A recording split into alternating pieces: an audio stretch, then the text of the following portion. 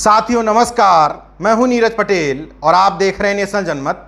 हंसता हुआ मधुवास भी तुम देखोगे, मरुस्थल की कभी प्यास भी तुम देखोगे।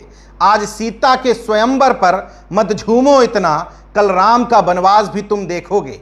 अपनी जाति के विधायकों, सांसदों, गुलाम मंत्रियों के चेहरे देख देख करके खुशफहमी पाले पिछड़े और दलित वर्ग के लोगों के लिए निश्चित तौर पर ये लाइनें बिल्कुल सटीक साबित होती हैं, क्योंकि वो अब वनवास झेलने के लिए अभिशप्त हैं। प्रधानमंत्री नरेंद्र मोदी, जो ब्रांडिंग और मार्केटिंग के बादशाह कहे जाते हैं, उन्होंने नागपुर मुख्यालय के थिंक टैंक के कहने पर शायद एक बार फिर से 31 लोगों को ठेके पर आईएएस बना दिया है।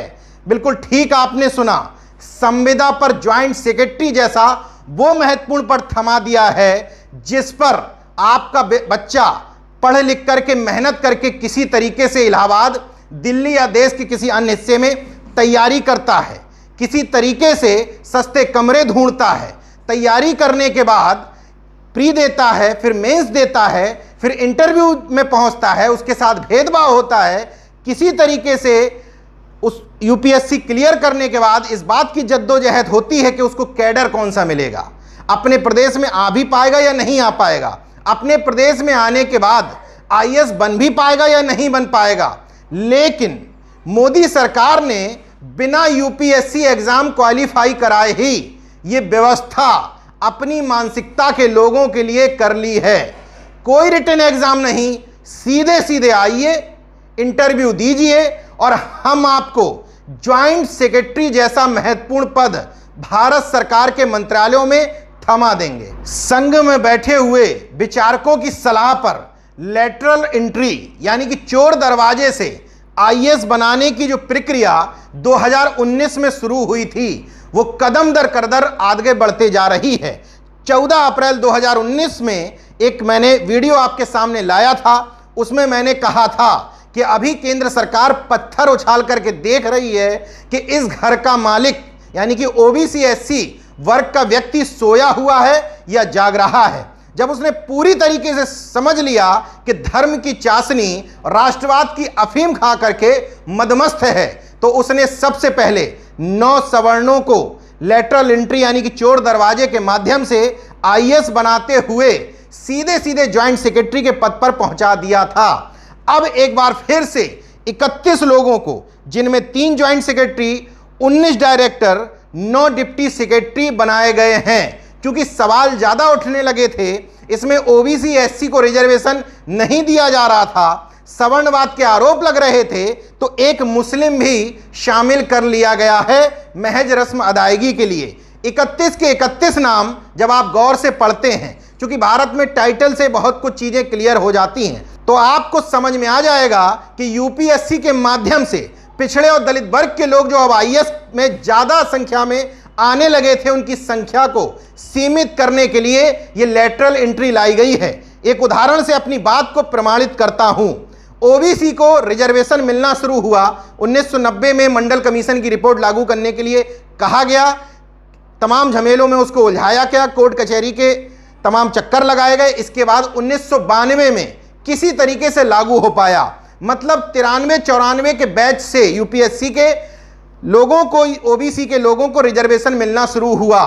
मतलब किसी भी यूपीएससी के कैंडिडेट को जब वो क्वालिफाई कर लेता है आईएएस की परीक्षा, तब उसको 16 से 17 साल लग जाते हैं ज्वाइंट सेक्रेटरी बनने में। मतलब 1996 से लेकर के 2005 बैच के आईएएस अभी केंद्र सरकार में ज्वाइंट सेक्रेटरी हैं, जिनको अगर वो किसी प्रदेश में होते हैं, मान लीजिए उत्तर प्रदेश का हम उदाहरण लेते हैं, तो उत्तर प्रदेश में वो सचिव यानी कि सेक्रेटरी की पोजीशन पर होते, उस पोजीशन पर सीधे सीधे पहुंचा दिया गया है।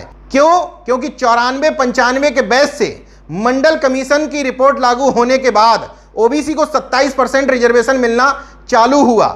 मतलब ओबीसी के लोग अब ज्वाइंट सेक्रेटरी बनने के क्रम तक पहुंचे हैं।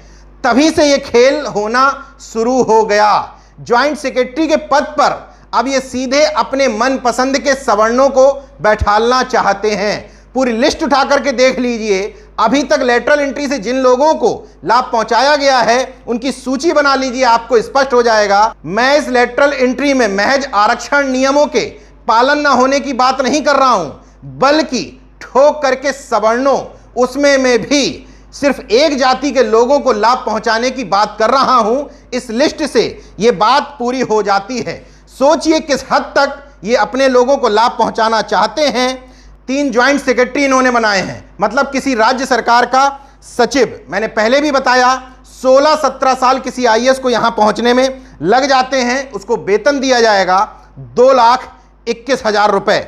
19 डायरेक्टर इन्होंने बनाए हैं, मतलब जब किसी आईएएस को 10-12 साल नौकरी करते हुए हो जाते हैं तब वो केंद्र सरकार में डायरेक्टर या प्रदेश सरकार में सीनियर आईएएस मतलब विशेष सचिव स्तर तक पहुंचता है।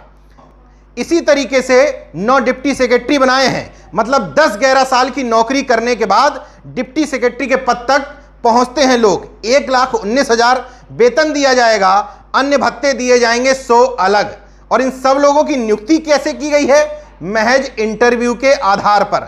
सोचिए जब यूपीएससी में आपका बच्चा रिटन में अच्छे नंबर ला करके जब उसके साथ इंटरव्यू में भेदभाव होता है, इसमें सिलेक्शन का आधार महज इंटरव्यू है और योग्यता भी इतनी सामान्य रखी गई है कि वो अपनी मानसिकता के जिस व्यक्ति को लाना चाहते हैं इस पद पर, उसके लिए किसी भी तरह की रुकावट ना हो। ये स्थिति वही है जो जुडिशियल सेवाओं में कोलोजियम सिस्टम की है। उसी तरीके से यूपीएससी में भी खेल करने की कोशिश है, क्योंकि यूपीएससी एग्जाम क्वालिफाई करने के बाद ओबीसी एससी के तमाम लोग आईएएस, आईपीएस, आईआरएस या इस तरह की सिविल सर्विस के तमाम एग्जाम में पहुंचने लगे थे। तो अब इस पर रोक कैसे लगाई जाए? तो नया सिस्टम, प्रशासनिक सुधार के नाम पर चोर दरवाजा यानी कि लेटरल एंट्री। ये स्थिति तब है जब पिछड़े और दलित वर्ग से 258 सांसद संसद में बैठे हैं।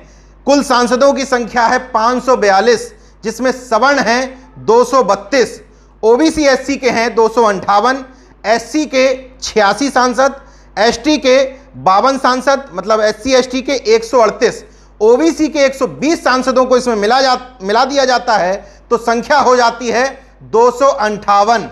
लेकिन सब मूक बधिर बनकर के बैठे हैं। जब हंटर चलाया जाता है, मेरे जैसे तमाम सारे लोगों के द्वारा जुबान से जब चाबुक चलाई जाती है, तब रस्म अदायगी के लिए कोई पत्र लिखने का ड्रामा करता है ताकि उसके जाति के लोग फेसबुक या अन्य सोशल मीडिया पर उस लेटर को वायरल करके कहें, देखो काम तो कर रहे हैं। कोई संसद में बोल देता है, कोई किसी टीवी डिबेट में बोल देता है, लेकिन इन मुद्दों पर जितनी गंभीरता इन पिछड़े और दलित समाज के सांसदों की, विधायकों की, मंत्रियों की होनी चाहिए, माफ करिएगा, वो पूरी तरीके से नदारत है। इसकी जिम्मेदार उनको वोट करने वाली जनता है या वो खुद? इसका आकलन कर लीजिए, क्योंकि बहेलिया आएगा, जाल बिछाएगा, हमको फंसाएगा, लेकिन हम फंसेंगे नहीं। ये रटते रटते कई साल हो गए। बहेलिया आता है, जाल बिछाता है, आपको फंसाता है, आप फंस जाते हैं।